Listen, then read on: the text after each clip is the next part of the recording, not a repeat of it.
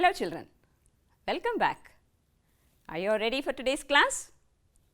Have you worked on the exercise? Yes, if you are ready, we start the class. Do we? We were in the third lesson. It was the collectors. And what was this about, children? Exactly, it was about the aliens, right? The spaceship and the children and the teachers who encounter with these aliens. Fine?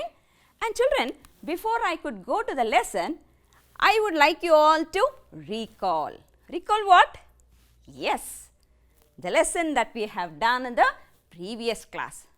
I hope you all have read it, right? Yes. And if you have read it, we recall now. Doing? Yes. Start, children. How did it start? Yes, it was raining. Do you remember? And who were there? They got drenched in the rain, it says. And who were they, children? The teachers and the children. Where were they going? They were on an adventure in the lonely countryside. Okay, and there they encountered two aliens, right? And next, what happened? What were the aliens in the form of? Humans, right? And where did these teachers and students take shelter? In their spaceship. But could they find out it was their spaceship? No, it looked like a house. They mistook their spaceship because as it looked like a house. And next, children, it was raining. And what did Mr. Hunt say? He said, hey, no, we are not going to that house. What next? Very good. What did he quote telling? I have not seen this last summer. Previous summer I was here. I have not seen this. There was no house here at all. What happens next? I want you to list out the unusual things in the house. Shall we start listing? Yes? Correct. The kitchen looked very empty. And later, children, there were no plates, no pots and pans. Fine? And very good. The cupboards and the fridge were also empty. Is it not? And I want you to list out the unusual feature of Mrs. Brown. How did she look like? Are you listing? Good. She looked very odd. In each hand she had 7 fingers. Exactly. Her eyes were all in one color. She did not have the black spot. And children, they spoke a foreign language. What next? Pete opens the larger cupboard, right? And what does he find there? The children found a lot of electronic equipments. And, okay, there were dials, digital readouts and colored lights. Is it not? And what did the children think? Everyone planned to escape. The children thought of escaping. So, what did they plan? Why did they want to escape? Yes, they saw all these unusual things and they were scared. They were panicked. And they also noticed Pete happens to go and see the teacher, right? And he notices that the teachers were in the sitting room, but they were not moving. They were staring blank and they looked as though they were drugged. And children, how did the children try to escape?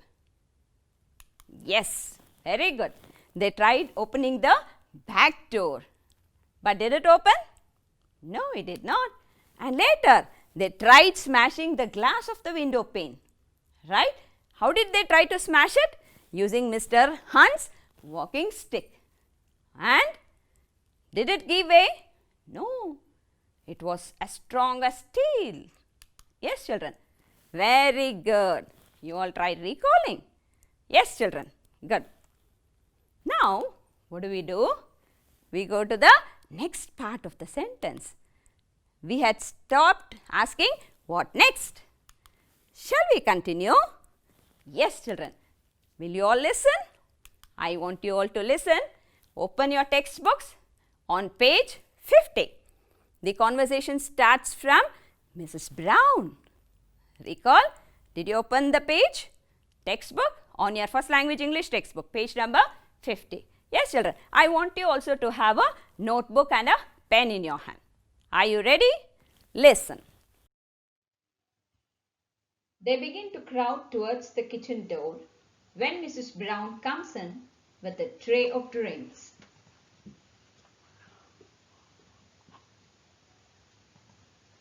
Good heavens! What's all this row? What on earth have your children been doing? We want to live. In this fog? How can you? What have you done to Mr. Hunt and the others? Done? Nothing. We've been having a cup of tea. Pete says you have drugged them. Nonsense! Where in the world did you get that idea? She notices the cupboard left partly open. I do wish you'd have the courtesy not to interfere with these cupboards. What is that stuff in there? What do you mean stuff? It is electronic equipment. It belongs to my husband. He's a scientist. It's part of his work. And why is the back door locked? It always locks when you close it. It is a burglar-proof lock. The windows are also burglar-proof. My husband doesn't want to run the risk of having any expensive equipment stolen. They've been trying to scare us, saying there was something strange about this house and about you. How dare you?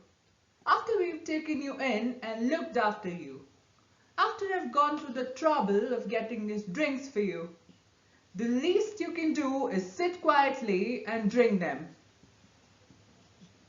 I bet they are drugged, just like the tea you gave Mr. Hunt and the others. Now, just stop that kind of talk. I saw them. You've got them in the other room. Drugged. You saw nothing of that sort. They're all chatting to Mr. Brown right now. Ask them to come in here then, so we can see them. Certainly not. I'm not dragging them in here just because of a lot of children's silly fantasies. Well, let us go in there and see them. No, you don't. I am not going to be ordered about by children. She bounced away to the door. She can't stop us on her own if we all try to go. All right, all right. I'll go and fetch one of your teachers. Stupid children. She goes out. See? She's going to bring them.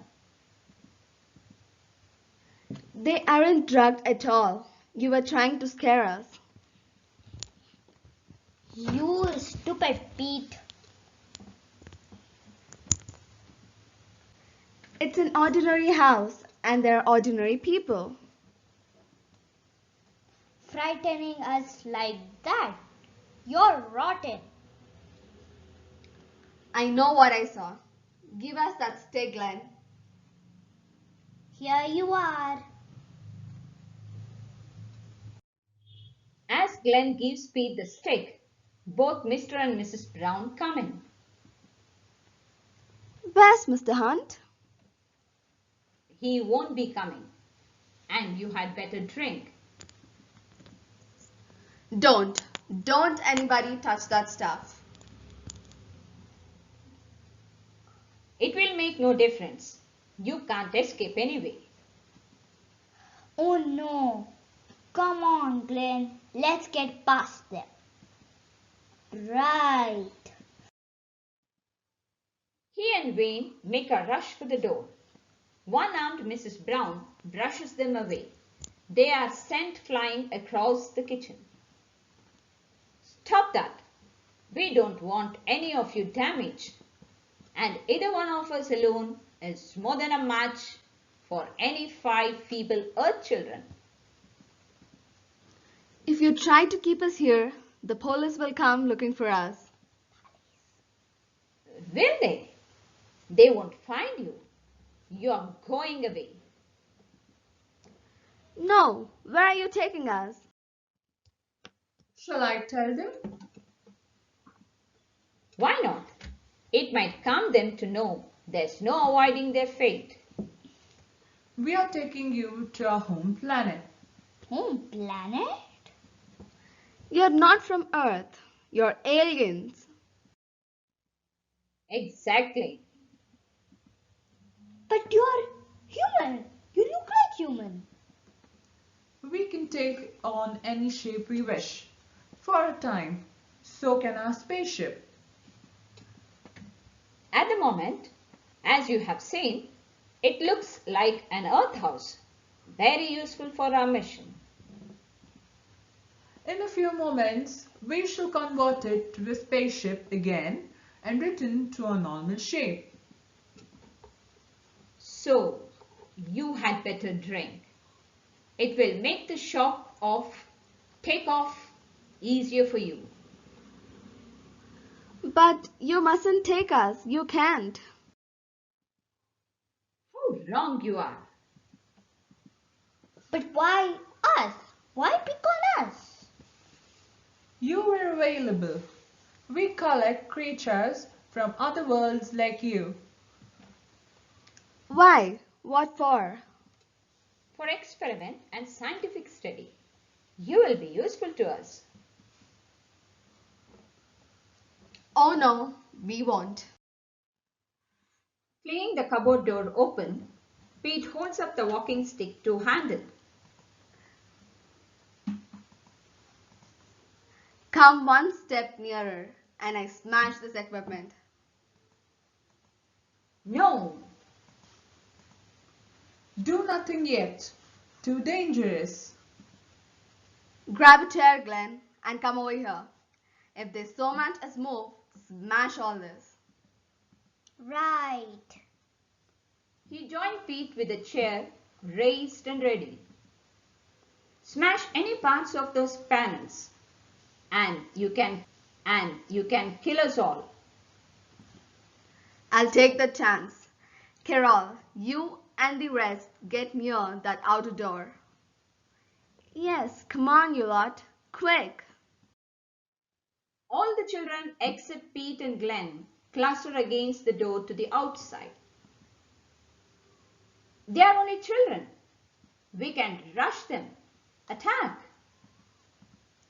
No, they're wild. Keep still. We can't let this happen. Beaten by inferior creatures? We must. If they break any part of that equipment, we are stranded here on Earth. We can do no repairs here. You, go and bring Mr. Hunt and the others out here. No. Pete taps the panel with a stick and swings it back for a real blow. Go, and fetch them. Mr. Brown goes out. You, how do we open the back door and the door in the porch? Yes, all right. It's that control down there on the left. It's marked with a yellow light. Press it. Don't trust her, Pete. I won't. Listen, if those doors don't open at once, Glenn and I start breaking. I'm telling the truth. Press the control. Press it. Watch her, Glenn. And if this is a trick, use that chair. Don't you worry, mate. Pete presses the control and the doors open. It's all right, Pete. It worked. Mr. Hunt, Miss Van, and Mrs. Jones stagger dazedly into the room. Mr. Brown is behind them. Help them. Get them outside and, well, away from the house. What about you? Don't worry, get going. The children help the adults out through the back door, leaving Pete and Glenn facing Mr. and Mrs. Brown. What now, Pete? They'll grab us as we run for it. No, they won't. I've got a plan. You go first. Not without you. We underestimated these creatures. They were never so fierce before. They were all drugged before. Go through that outer door behind you and close it. And if we refuse, You'll be very sorry. he taps the panel again with a stick. Do as he says, quickly. We've no choice. The two aliens go out and close the door behind them. Run for it, Glenn. Now. Right. Glenn and Pete dash for the back door and disappear through it. Moorland, a little later. The whole party is sitting on the grass. It is neither raining nor foggy. The sun is out. I can't believe any of it. But you remember being drugged, miss, don't you? And all our anoraks were left in that house spaceship thing. And the house isn't there anymore. Just vanished in a soundless flash. I know. But it's mad. It's incredible. We have to report it. Don't be silly. How can we? It will sound utter nonsense. People disappear. Maybe they were collected as we were. Surely we've got to tell the story, believable or not, as a warning. It sounds crazy. I don't want people thinking I'm party. Yes, I agree. Say nothing. I don't know. Swear everybody to secrecy? Anyway, I'm cold. Let's get down to the village, talk it over as we go, eh? The party moves off, arguing. Did you listen? How did you enjoy? And now, shall we have some grammar? Yes, and I want you to read out some sentences. Look at the first one. If I work hard, I will pass in the exams. Okay. Next one. If it rains, I will get wet. Look at the next one. If I lived in Australia, I would have seen the kangaroo. And the last one. If you lend me money, I can buy a new car. What are all this? All these sentences are starting with if, is it not? And good. I hear you answering. It is something to do with if clause. They are also called as conditionals. Is it not? What are conditionals, children? Something that might happen, maybe in the future or present. Fine? Happen in the past. They are called as conditionals. They are called as if clause. And children, you all know that. And you have come across conditionals, right, in your previous classes. And look at one sentence here. If it rained, the plants wouldn't wither. What is this? If it rained, the plants wouldn't wither. This is a sentence. Very good. This is a sentence. Okay. And here you find there are two parts in that sentence. Right. The first one, if it rained, there's a comma as well. Okay, that is the condition. Okay, that is the condition, if clause, if condition. If it rained. And next, what is the result? If it rained, the plants wouldn't wither, is it not? And you call that as the result. The first one is the condition. If it rained, it is the condition. The next one is the result. Fine. And you have a comma. This is very important. Okay, the last you will have a full stop. If after the condition you will have a comma.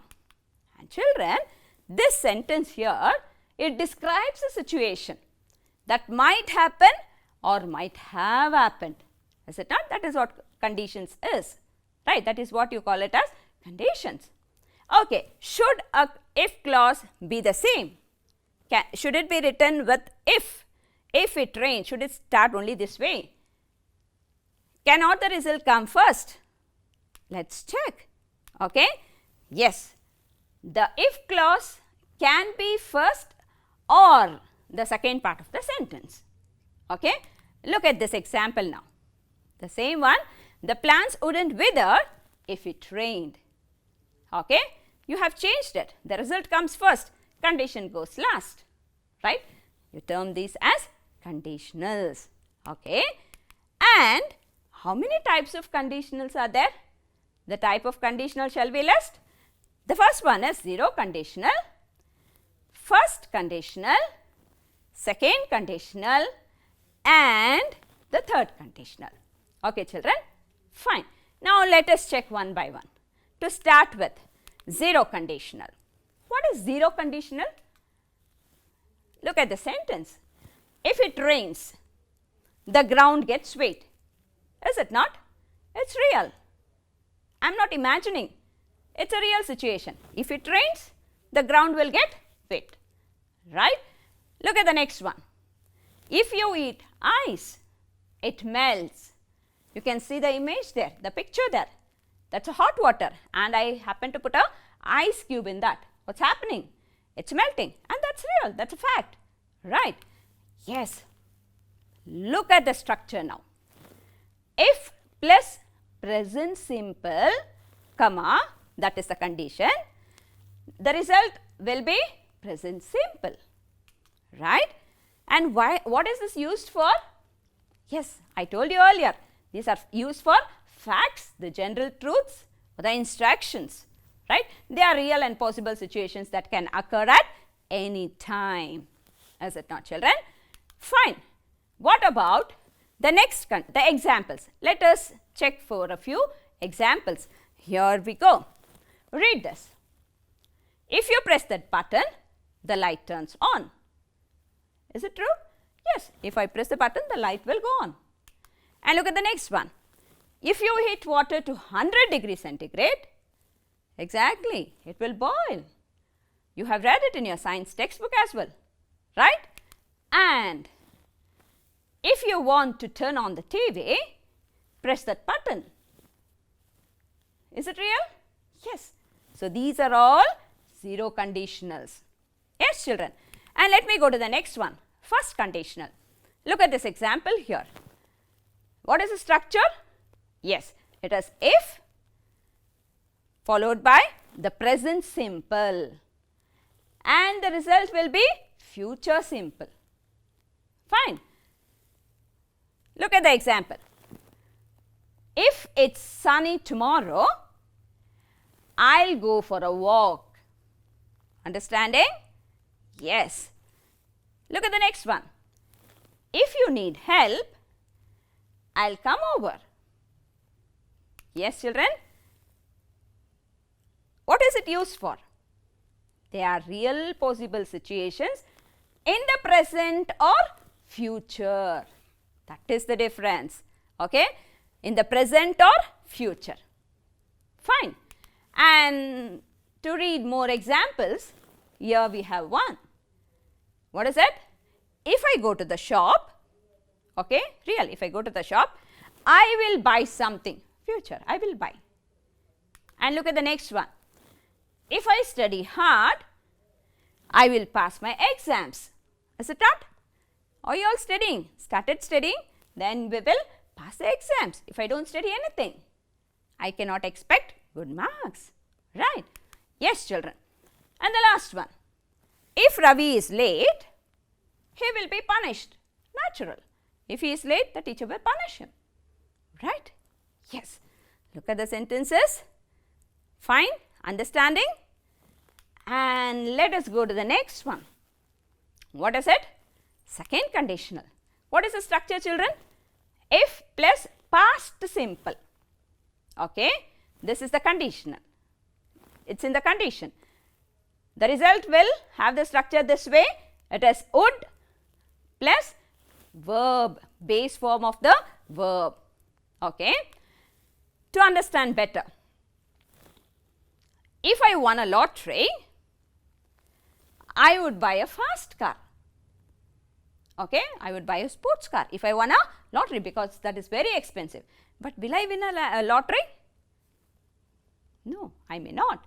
If at all I win, then I will buy a sports car. Right? Look at the next one. If I were an insect, I would be a butterfly. Can I become an insect? No. If at all I become an insect, I would be a butterfly. What is it used for, children?